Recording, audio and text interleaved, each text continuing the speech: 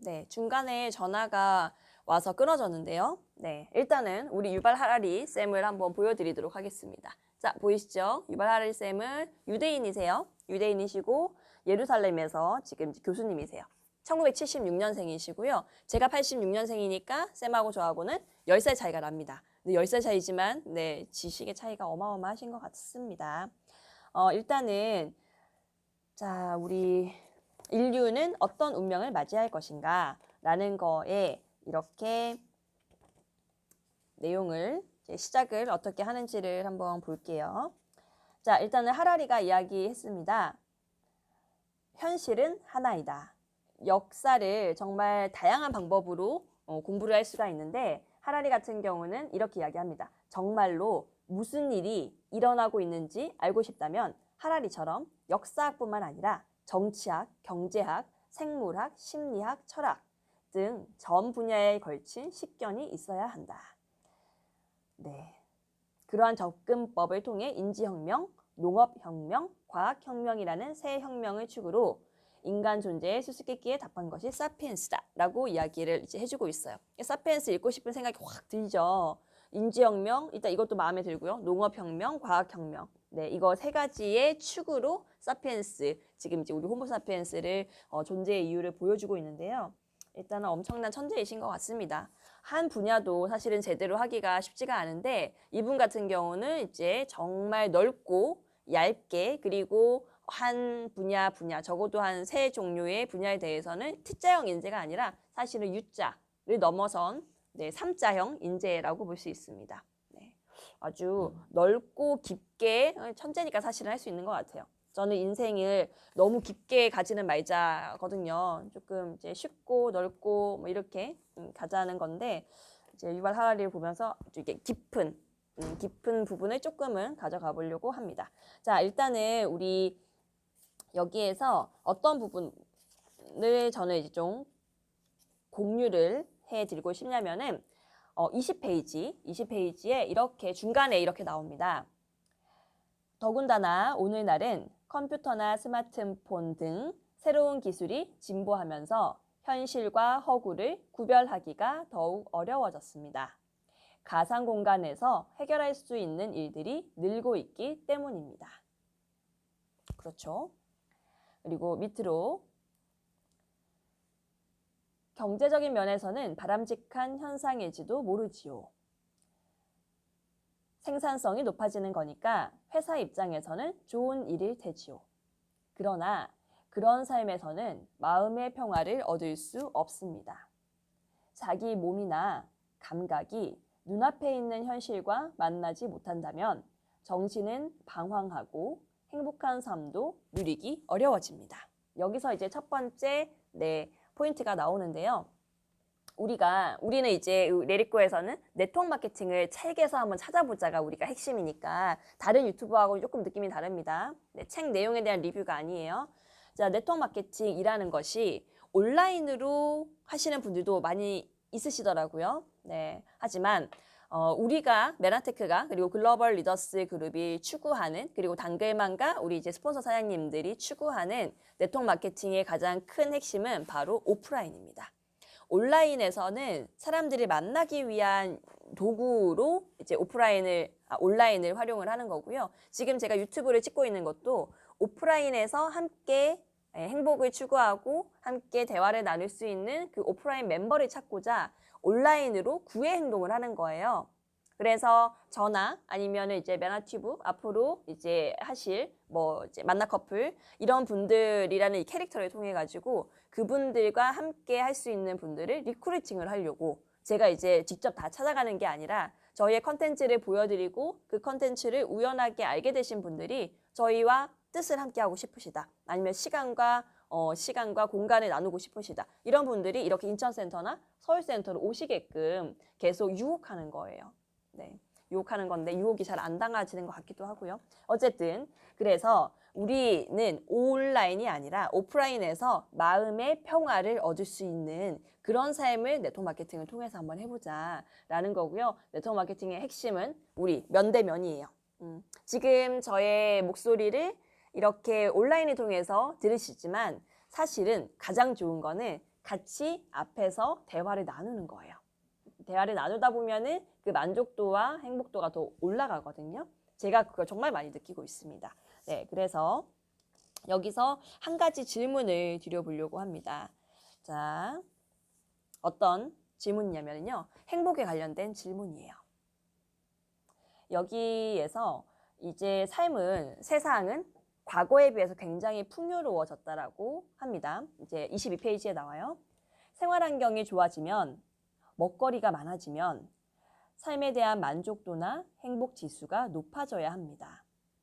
그런데 실상은 그렇지 않은 것으로 확인되었습니다.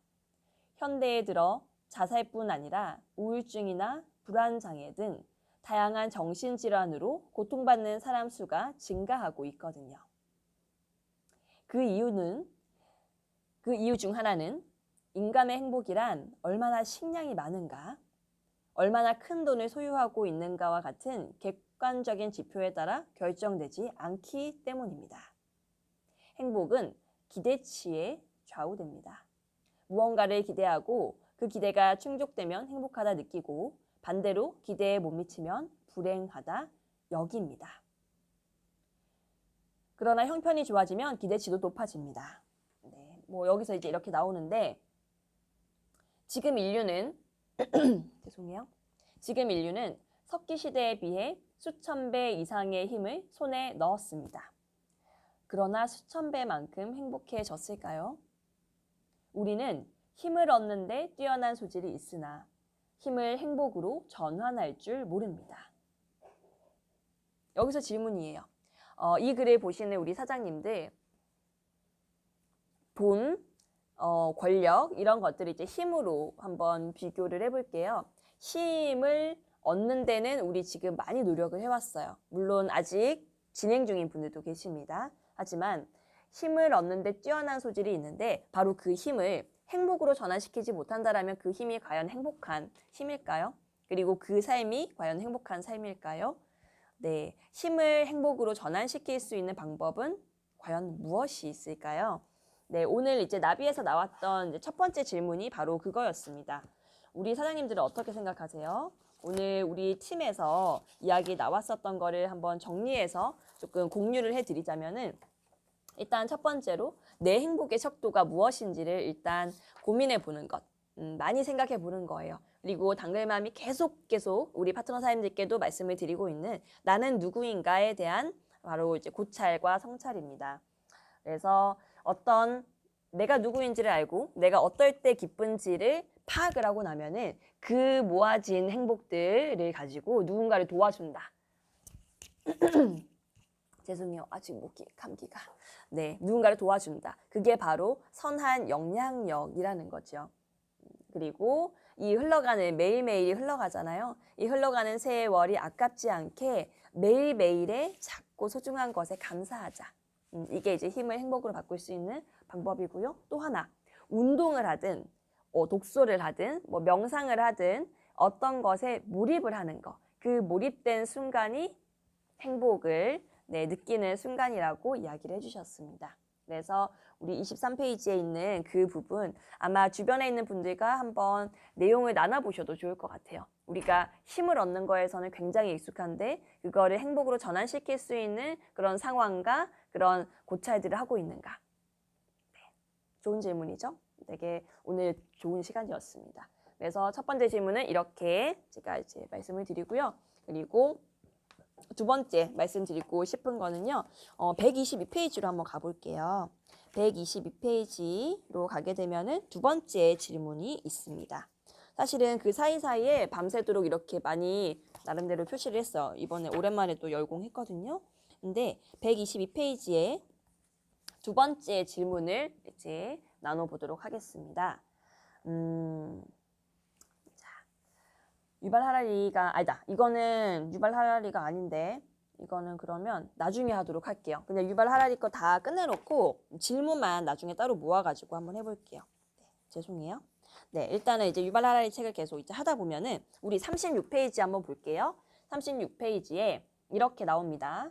오늘날 전쟁이 빈번하게 발생하는 지역은 아직도 물질 기반 경제가 작동하는 곳들입니다. 예를 들어 중동에서는 부의 원천이 석유라는 물질 자원입니다. 그러니 석유를 확보하기 위한 전쟁이 일어납니다.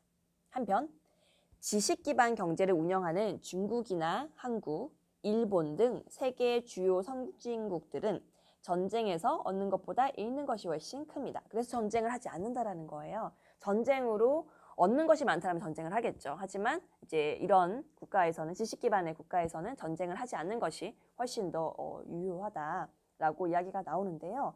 그렇다면 여기서 이제 뭐 질문, 유발 하라리 항목에서 질문, 과연 네트워크 마케팅에서의 부의 원천은 무엇일까요? 저는 이거는 정말 좀 여쭤보고 싶었어요. 저는 아직 이제 5년 차밖에 안 된 아직 네트워크 새내기라고 말씀드리고 싶습니다. 회사에서도 5년 차면 이제 막 대리 정도 되는 거잖아요. 아마도.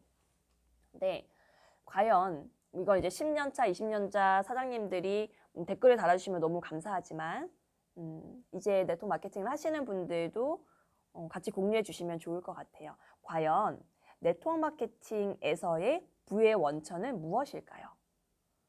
제품력일 수도 있고요. 아니면은 사람일 수도 있고요. 그리고 문화일 수도 있을 것 같고요. 여기가 지식 기반 경제인가? 아니면 공유 경제인가? 이제 유희성 사장님께서는 이제 공유 경제, 아니다. 죄송해요. 배재현 사장님께서는 공유 경제라고도 말씀을 해주셨어요.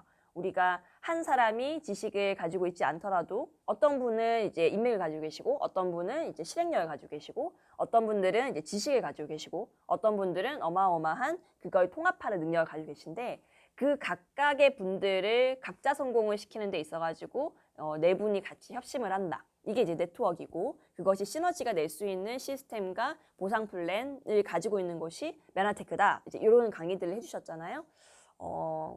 다 맞는 것 같아요. 이거 이외에 또 다른 것이 있다라면 네트워크 마케팅에서의 부의 원천이 문화, 제품력, 지식 기반 경제, 공유 경제 이외에 다른 것이 있다라면은 제보해 주시면 진심으로